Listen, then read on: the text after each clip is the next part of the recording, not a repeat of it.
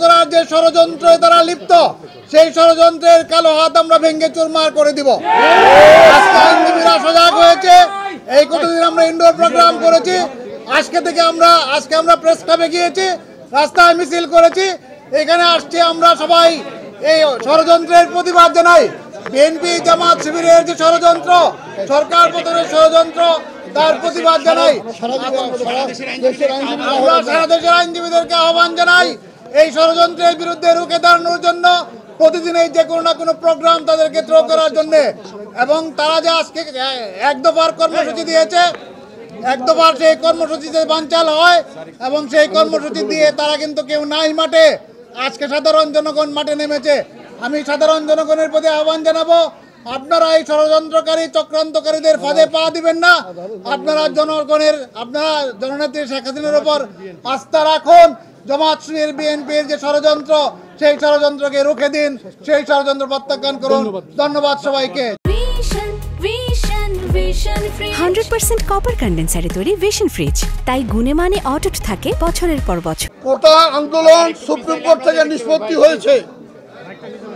কোটা আন্দোলন supreme court থেকে নিষ্পত্তি হয়েছে। তাদের যে তথাকথিত 9 দফা, সেই 9 দফা ইতিমধ্যে মাননীয় সরকার এটি গ্রহণ করেছেন। তারপরে আজকে ছাত্রদেরকে ব্যবহার করে আজকে তাদের পিছনের যে শক্তি, স্বাধীনতা বিরোধী শক্তি বিএনপি এবং জামাত শিবির, তারা আজকে ছাত্রদেরকে সামনে নিয়ে আজকে সরকার উৎখানের ষড়যন্ত্র করছে। এবং সেটি প্রকাশিত হয়েছে গতকাল। আমরা শহীদ মিনারে দেখলাম ছাত্রদের আন্দোলন, তারা সমস্ত কিছু সরকার দাবি মেনে নেওয়ার পরেও তাদের মুখ থেকে বেরিয়ে আসলো সরকার পতনের এক দফার আন্দোলন।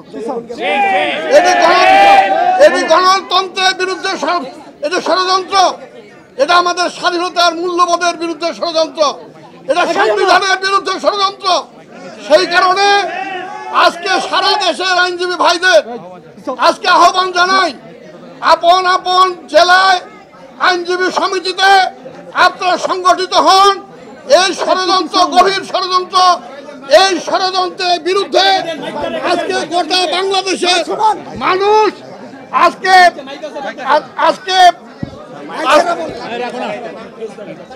সারা বাংলাদেশের মানুষ আজকে ঐক্যবদ্ধ হচ্ছে।